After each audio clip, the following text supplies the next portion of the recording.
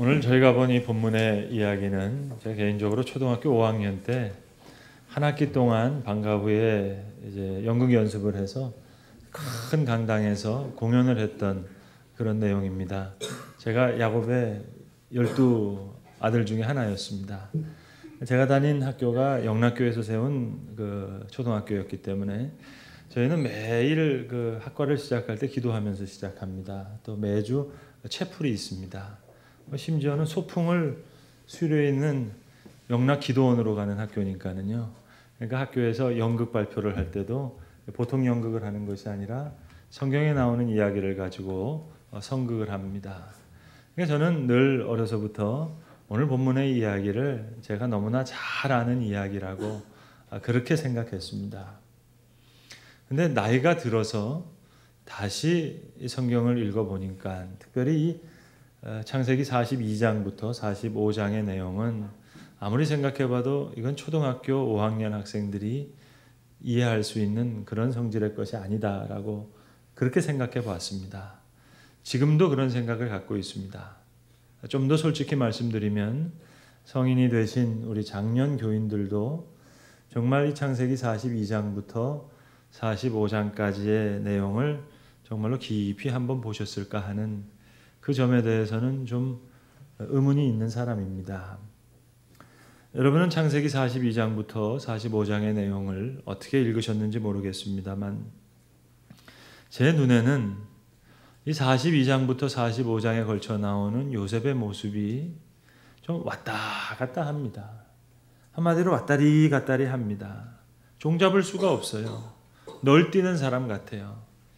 행동도 그렇고 그의 감정 기복도 너무 왔다 갔다 합니다.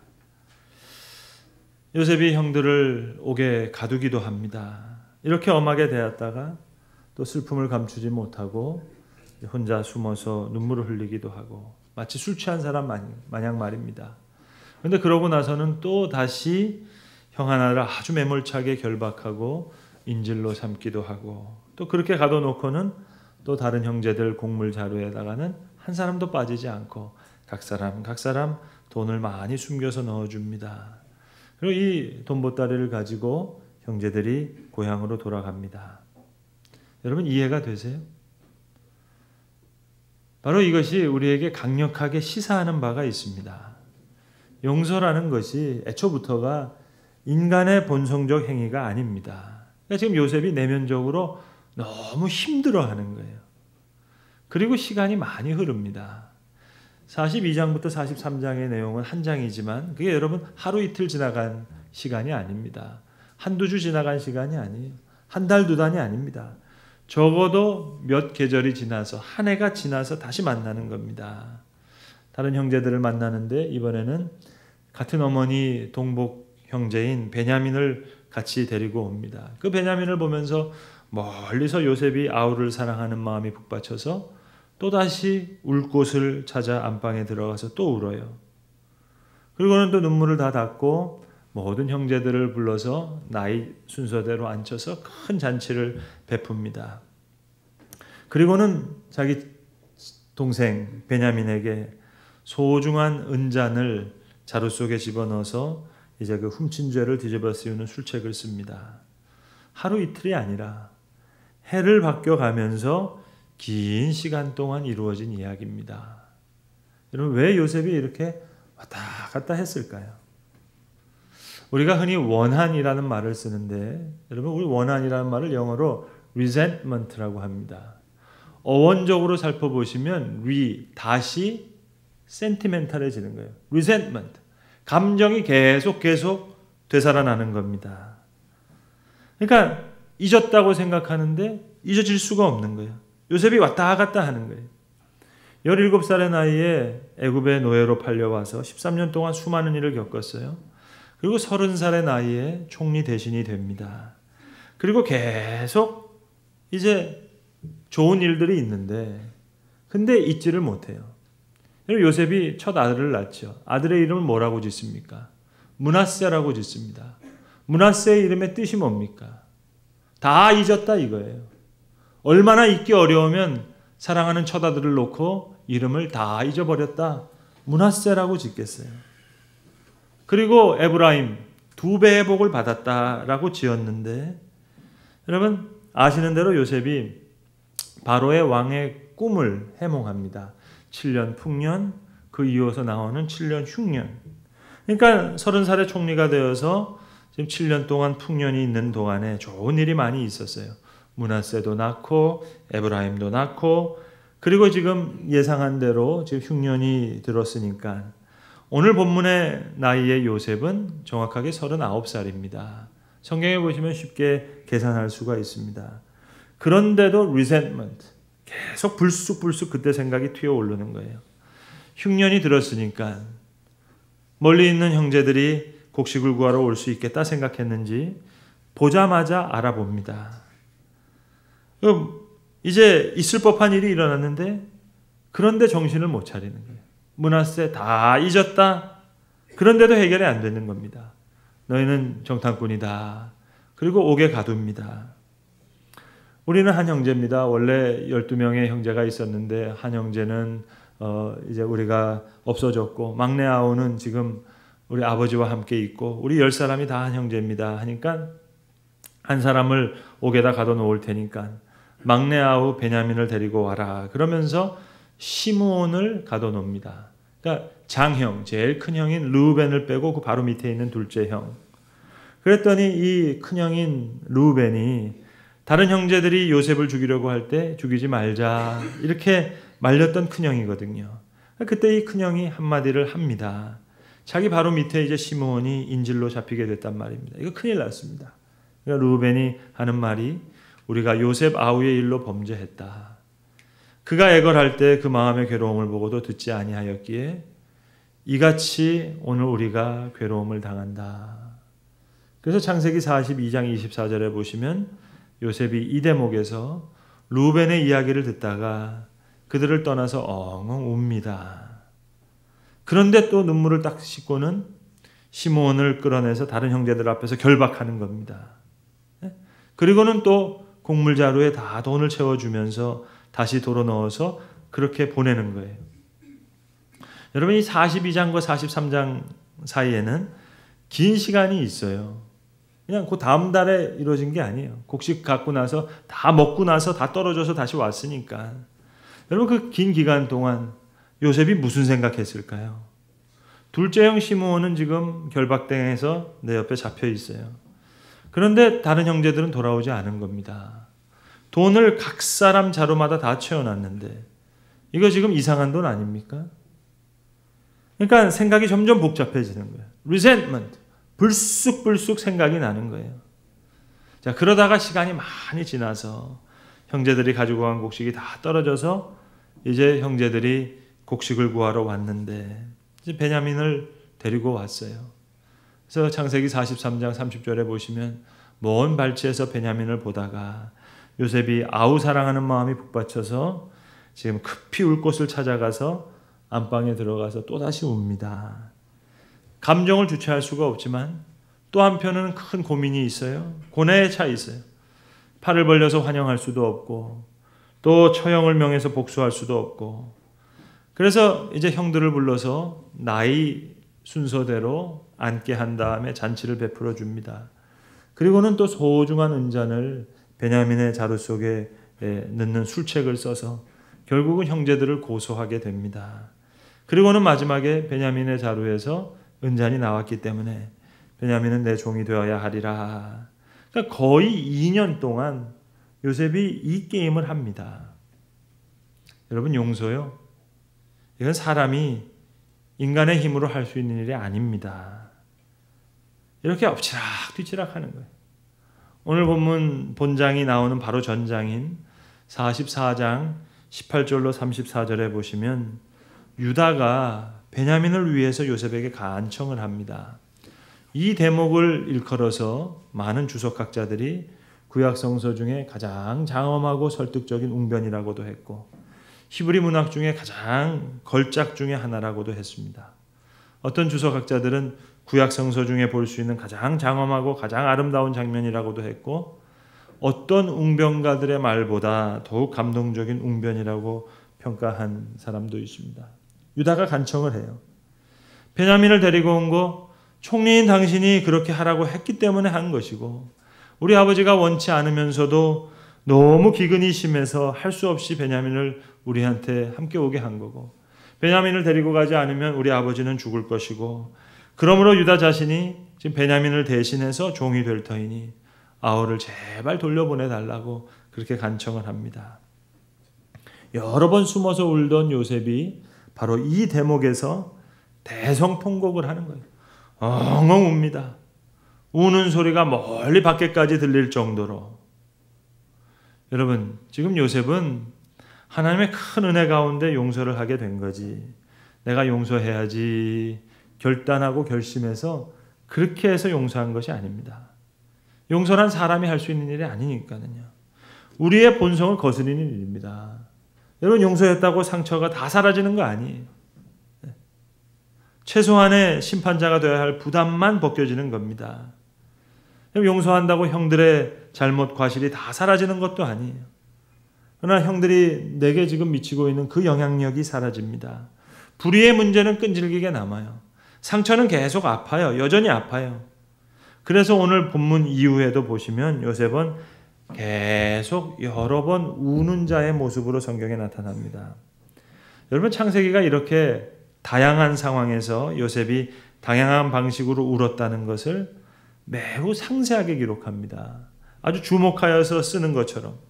그 이유가 뭘까요? 사람들은 요셉을 가리켜서 꿈의 사람이다, 비전의 사람이다. 야, 꿈꾸는 자가 오는구나. 그러면서 때로는 자신의 묘한 그 욕망까지 투영시켜서 그렇게 요셉을 보려고 하는 그런 경향도 있어요. 그러나 사실 창세기가 그리는 요셉의 모습은 울보입니다. 울라고 우는 것이 아니라 하나님의 사람의 눈을 피해서 울고 안방에 들어가서 찾아가서 울고 오늘 본문에는 통제하지 못할 정도로 소리를 내어서 목 놓아 웁니다. 자기 결단으로 한 일이 아니라는 거죠. 은혜 가운데 이렇게 된 일입니다. 아무리 총리가 됐다고 해서 여러분 마음이 너그러워지는 거 아니에요. resentment. 원한이라는 것은 불쑥불쑥 다시 올라오는 겁니다. 무슨 말입니까? 용서란 내가 할 수 있는 성질의 것이 아니에요. 내 본성과는 전혀 다른 비본성적인 일입니다. 그래서 나도 모르는 사이에 눈물과 함께 그렇게 이루어진 일이에요. 마치 야, 이렇게 비열하고 파렴치한 일을 내가 용서해 주다니 내가 믿을 수가 없다. 내가 믿을 수가 없다. 믿겨지지가 않는 거예요. 용서는 그런 거예요. 결단으로 이루어질 수 있는 행동이 아니라 마치 은혜 가운데 주어지는 선물과 같은 겁니다. 여러분, 창세기 3장에서 아담과 하와가 범한 그 범죄, 그 죄를 근절하기 위한 몸부림은 저절로 쉽게 이루어지지 않았습니다. 결국 하나님의 아들, 그 아들의 죽음을 요구합니다. 이것이 은혜의 선물이었던 것처럼, 예수님이 그랬던 것처럼 오늘 본문의 요셉과 또 본문 전장에 나오는 유다의 모습이 그 모습을 보여주는 겁니다. 여러 가지 내 고난도 있고 주변의 고난도 있고, 그래서 성경은 이렇게 말합니다. 아브라함과 다윗의 자손 예수 그리스도의 계보라. 아브라함이 이삭을 낳고 이삭이 야곱을 낳고 야곱은 유다와 그의 형제들을 낳고. 그런데 여러분, 그 유다가 누구지요? 유다는 다말에게서 베레스를 낳고, 다말이 누군 줄 아시죠? 유다의 며느리입니다. 그 유다가 며느리 다말에게서 베레스를 낳아요. 엉망진창인 집안이에요. 여러분, 은혜란 원래 그런 겁니다. 엉망진창인, 우여곡절과 같은 사연 속에 말 못할 내 사정도 있고 중보자의 고난도 있고, 그런 와중에 나도 모르는 사이에 눈물이 터지는 겁니다. 은혜의 사람이 돼요. 여러분, 아브라함이 이삭을 낳고, 여기엔들 사연이 없겠어요? 얼마나 수많은 얘기가 있습니까? 이삭은 야곱을 낳고, 여기엔 또 얼마나 많은 얘기가 있어요. 얼마나 많은 사연이 있어요. 엄마가 아이들 잘못 키웠죠. 배신이 있고 아픔이 있고 상처가 있고 긴 기다림이 있고, 야곱은 유다와 그의 형제들을 낳고. 여러분, 이게 한 문장으로 이루어질 수 있는 이야기입니까? 엄청난 얘기가 이 안에 있잖아요. 그 유다는요, 다말에게서 베레스를 낳고 시아버지와 며느리 엉망인 집구석이에요. 여러분, 족보 자랑하지 마세요. 우리는 원래부터가, 뿌리부터가 이런 족보예요. 우리가 뼛속부터 이런 사람이에요. 여러분, 뭐 우스개 얘기지만 우리 시조인 아담과 하와, 그 할아버지 할머니가 원래 900년 동안 부부싸움한 족보잖아요. 그거 모르세요? 900년 동안 계속 살면서 하와 할머니는 아담 할아버지한테 얘기합니다. 열매는 당신이 먹었어요. 주기는 당신이 줬어요. 당신이 먹었어요. 당신이 줬어요. 주기는 왜 줘? 먹었지. 계속 900년 동안 싸운 거예요. 이게 우리 족보예요, 여러분. 용서란 사람이 할 수 있는 것이 아닙니다. 어떻게 용서해요? 절대로 용서할 수 없죠. 뼈대 있는 집안이라고요. 천만의 말씀. 어린 반푼어치도 없는 얘기입니다. 우리 족보가 아브라함부터 사라를 루이라고 거짓말하던 족보예요. 믿음직한 분이 아니었는데 많은 일을 겪으면서 하나님께서 믿음의 사람으로 만들어 주셨어요. 원래 족보가 그래요. 애굽의 총리 됐다고 해서 그 족보가 확 좋아지는 게 아니고 그 뿌리부터가 가인과 아벨, 이삭과 이스마엘, 야곱과 에서, 한마디로 은혜 없으면 살 수 없는 집안이에요. 요셉과 형제들 이야기도 마찬가지고요. 요셉도 13년 동안 노예로 감옥으로 고생하면서 그래도 이만큼 사람 된 거예요. 여러분, 17살이면 적은 나이가 아니잖아요. 그런데 아버지 사랑 독차지하면서 응석바지처럼 자랐죠. 늘 채색 옷 입고 특별 대우 받으니까 형제들이 자기에게 절하는 꿈을 꿨을 때 뻔뻔하게 그 꿈을 형들한테 말하잖아요. 물론 형들의 잘못이지만 그걸 그렇게 이야기해도 됩니까? 요셉도 원래부터 성숙한 사람이 아니에요. 그런데 13년 동안 고생 많이 하면서 하나님의 은혜로 인도하심을 받고, 그리고 7년 동안 총리 되신 가운데, 풍년 가운데 하나님 잘 겸비하는 중에 하나님 다시 다독거려 주면서 회복시켜 주셨던 거죠. 그런데도요, 또 일이 닥치니까 정신 못 차려요. 이게 1, 2년 동안 왔다 갔다 어쩔 줄 모르던 사람이에요. 그런데 자기도 억제할 수 없을 정도로 큰 은혜 가운데 큰 소리로 울게 된 겁니다. 마음 먹고 한 일 아니에요. 결단해서 한 일 아니에요. 결심으로 이룬 일 아닙니다. 본성을 거스리는 일이에요. 은혜 가운데 된 것입니다. 마치 요셉이 형들에게 베풀어 준 선물이기보다 이것은 하나님께서 요셉에게 먼저 베풀어 주신 그런 선물이었어요. 네, 여러분 오해하지 마세요. 오늘 이 용서가 완전하지가 못합니다. 오늘 정말로 요셉이 형제들을 다 용서했어요? 5절에 보시면 하나님이 당신보다 나를 앞서 보내셨다고 그렇게 고백하지만 정말로 이 고백이 완전한 고백입니까? 오늘 본문의 이야기는 여기서 끝나지 않아요. 이거 39살 때 얘기고요. 이 얘기가 창세기 마지막 장까지 이어집니다. 창세기 50장 마지막 장에 보시면 야곱이 죽어서 요셉과 형들이 아버지 장례식을 다 치러요. 나이를 계산해 보면 요셉 나이 56, 7대입니다. 야곱이 147세까지 살았으니까. 오늘 본문 요 창세기 45장은 요셉 나이 39이고요. 그런데 해결이 다 안 됐어요. 장례식 다 끝나고 나서 형제들이 뭐라고 얘기합니까? 창세기 50장 15절에 보시면 요셉의 형제들이 그들의 아버지가 죽었음을 보고 말하되 요셉이 혹시 우리를 미워하여 우리가 그에게 행한 모든 악을 다 갚지나 아니할꼬 하고. 모르겠어요. 요셉의 마음은 어쩔지 모르겠지만 형제들은 그렇게 생각하지 않았어요. 그래서 요셉에게 이르되 아버지가 돌아가시기 전에 명령하여 이르기를 너희가 이같이 요셉에게 이르라. 내 형들이 내게 악을 행하였을지라도 이제 바라건대 그들의 허물과 죄를 용서하라 하셨나니. 용서가 아직까지 얘기가 나와요. 우리 죄를 이제 용서하소서. 아버지 장례식 끝나고 이게 도대체 몇 년입니까? 팔린 때부터 계산하면 17살에 팔렸으니까 40년 지난 거고요. 오늘 본문부터라도 시작하면 그래도 17년이 더 걸린 거예요. 본문은 오늘 45장은 39살이지만 마지막 장은 56, 7이니까 말입니다. 제발 용서해다오 합니다. 창세기 50장 17절에 보시면 형제들이 우리를 용서하소서 하매 요셉이 그들이 그에게 하는 말을 들을 때 울었더라. 요셉이 거기 가서 다시 웁니다. 울었더라. 그리고는 두려워하지 마소서 내가 하나님을 대신하리이까 얘기해요. 여러분 용서의 이면에는 큰 상처가 있죠. 또 상처 받은 만큼 갚아주고 싶은 우리의 불타는 욕망도 있고요. 그런데 복수는 원하는 바를 결코 다 얻을 수가 없어요. 양편은 절대로 동점을 이룰 수가 없습니다. 공평한 상태가 오지 않아요. 복수는 가해자와 피해자 둘 다 고통의 에스컬레이터에 지금 묶어 놓습니다. 용서가 모든 문제를 다 해결할 수가 있는 것 아니지만 적어도 멈추지도 않고 누군가를 내려주지도 않는 그 에스컬레이터의 악순환만큼은 중단시킬 수가 있어요. 용서란 원래가 구조적으로부터 불공평한 겁니다. 그래서 요셉은 울면서 말합니다. 내가 하나님을 대신하리이까. 최소한 심판자가 되어야 할 부담은 벗는 거예요.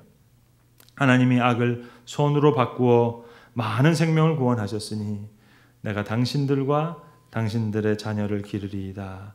간곡한 말로 그들을 위로하였더라. 시간이 많이 지나고 된 일이에요.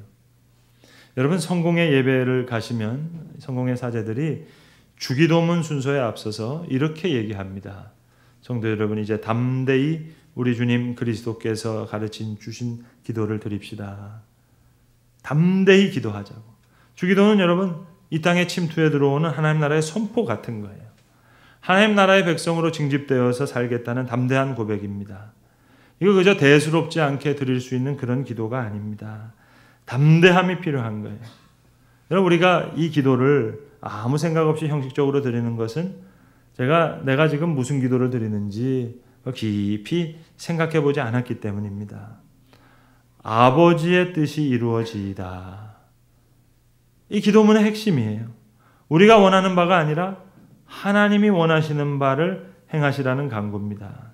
이건 엄청난 얘기죠. 나라 임하옵시며 아버지의 나라가 임하옵시며 이 기도가 입 밖에 내는 건 이건 마치 사자를 우리 밖으로 내는 것과 비슷한 겁니다. 원자폭탄 같은 그런 위력도 무색해 하는 어마어마한 폭발력을 갖고 있는 얘기입니다. 주기도문의 후반부도 마찬가지예요. 그 기도를 하기 위해서 우리는 또다시 담대해야 됩니다. 우리에게 일용할 양식을 주세요. 우리를 용서해 주세요. 우리를 시험에 들지 말게 해주세요. 우리를 구해 주세요. 하나님의 전능을 마주할 때도 용기가 필요하지만 우리의 무능을 마주하는 일도 이해 못지않는 용기가 필요합니다.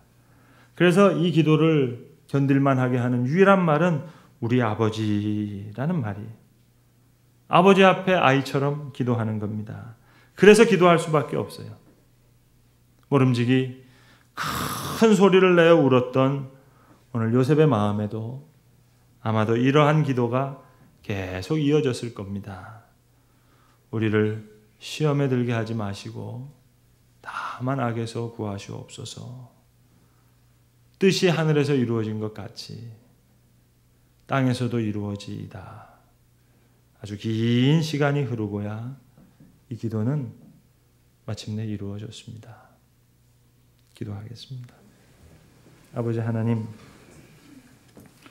우리의 결단과 우리의 너그러운 마음으로 그것만을 가지고는 우리가 사랑을 베풀 수 없는 존재임을 우리가 압니다. 그러나 아브라함이 이삭을 낳고 이삭은 야곱을 낳고 야곱은 유다와 그 형제들을 낳고 유다는 다말에게서 베레스를 낳은 이 짧은 말 속에 들어있는 수많은 우여곡절과 엉망진창과 같은 악몽과 같은 이야기 속에 하나님의 놀라운 은혜가 있는 줄 우리가 믿사오매 오늘 큰 소리로 울었던 요셉을 기억하는 머리 숙인 이 무리들에게도 우리의 죄를 용서하여 주시옵소서. 우리에게 빚진 사람을 우리가 용서합니다. 기도할 수 있는 주의 담대한 자녀들 되는 귀한 은혜를 더하시옵소서. 우리 주 예수 그리스도의 이름으로 기도합니다. 아멘.